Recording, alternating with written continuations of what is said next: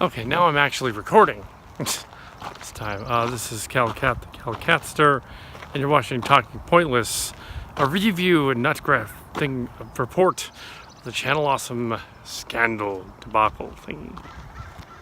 So yes, I'm not associated with them. In June, there was gonna be a eating video challenge thing. It's gonna appear as a short video once Patreon was subscribed and once we donated. We're going to do a donation and then appear on the program and do like a joke thing in relation to one of the movies that we're going to review. We did not end up doing that. I ended up posting video instead of what I was going to do. So we're not associated. We're still subscribing to the channel. Still subscribing. So I'm going to stop here. I'm still going to keep rolling. And yeah, so anyways, early this month in April, there was a debacle on the internet about a Google Groups letter, and then a longer Google Groups complaint letter, Dear John letters, written by some of the ex-patriots of Channel Awesome.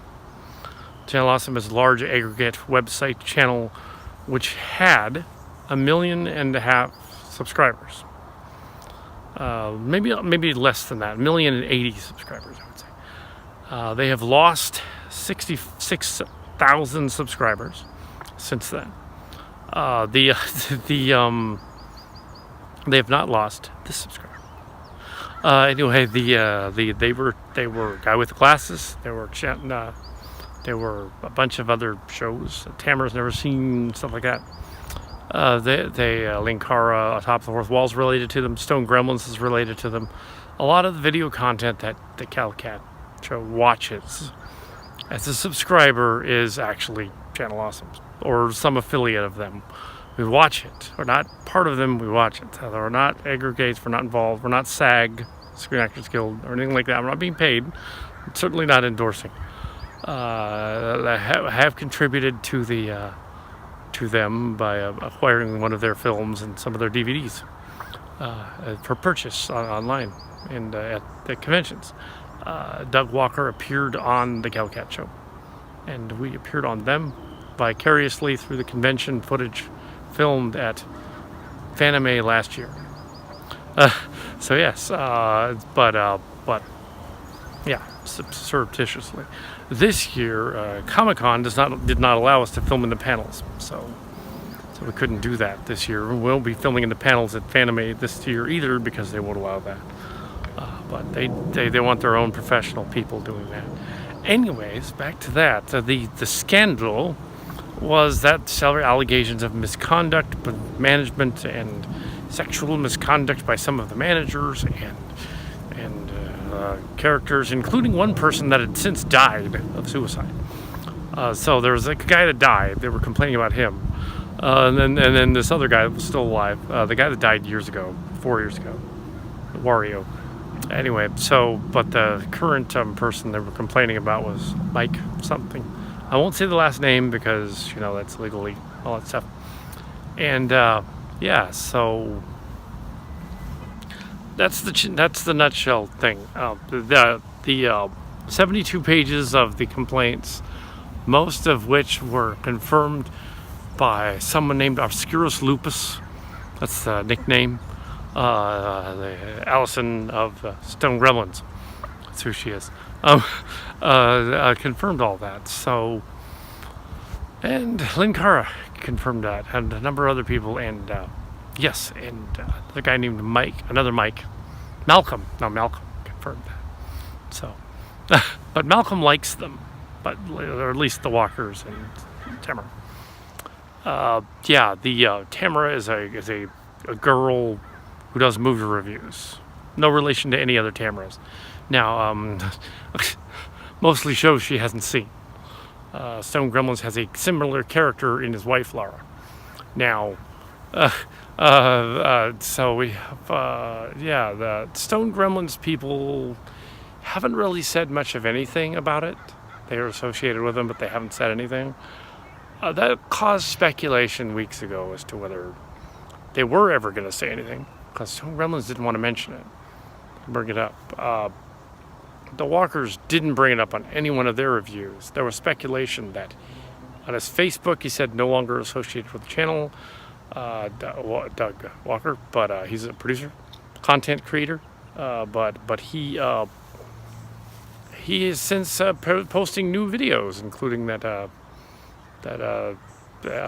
most recent one about the Infinity War and a bunch of other things. So there's a bunch of there's some obscure oddity stuff. So there's this this is sort of an update of that stuff. I've since learned that the Malcolm character, different guy, one of the other content creators, who is in the Screen Actors Guild, said that no, the Walkers are totally still there and they might rebrand it. That was confirmed by at least one other person, Obscurus Lupus the Allison, who said that they're just going to change it to Nostalgia Critic. That news broke right after the other thing with Fuzzy Face that I did. So yeah, right afterward. So just posted the Fuzzy Face thing, but right after that, a week later. So the Walkers are basically hoping to let it blow over and not go there. Not because of legal reasons, and not because they're being jerky, but just because they just want it to blow over. I suppose it's for the best in a way, because, like, why, what are they going to do? Just sue the remaining content guys, managers that are running their show? How would they go about doing that? I mean, you think about, they can't sue the guy running their show. I mean, that would be like Fox people suing Rupert Murdoch for something. They can't do that. How would they do that? That's not how a civil lawsuit works. You don't do that. I mean, they could break off from it. The only way legally would be to break off from it and just establish that the brand is splitting off. So here's what's likely to happen. The two girl content creators that do awesome comics, or whatever they're calling it now, are going to split off and do their own thing, and the remaining guy. And Doug Walker and Rob and those guys and the SAG people, they're going to split off and do their own thing and call it Nostalgia Critic Reviews. Yeah, that is from the source. So that's what they're going to do. And that actually prevents them from being sued by their manager for taking the name and deciding to run with it. Because he could actually countersue more than they could sue him. So they're kind of stuck because they can't really just come out and say it. They will release a statement. They put it on Salon, or Malcolm did. But they will be releasing a statement saying what happened at some point. Probably next month, early next month. So yeah, and no, we're not associated with them, and did not have content with them. However, I know this because I looked it up. But yeah, so there's the story. That's the story of the Channel Awesome debacle. And in the end, we're not on there, but still subscribed. One of those 1,018,000 subscribers left. We're one of them still, and as Channel Awesome has changed.